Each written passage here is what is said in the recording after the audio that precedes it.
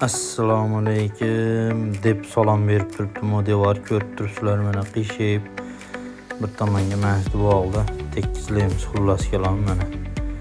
Betlamcha mana o'rtalari bir qar chiqib ketgan. Tashqariga mana salom berib turibdi qaranglar qiyshayib. Mashina buni liniyasiga tep-tekis qilamiz, lazer qilib. Sizlarda ham uyingizda qiyshib olsa mabodo qiyshib deb o'ylaymiz, aytavringlar tekis qilib beramiz. Çötki qilib.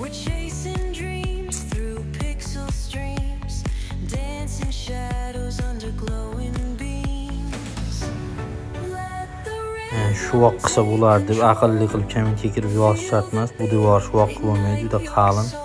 Setga tortlanib, qoqilanib barib tashaveradi. Shuning uchun gipsa kardondan qildik. Boshqa gap so'z yo'q, tamom.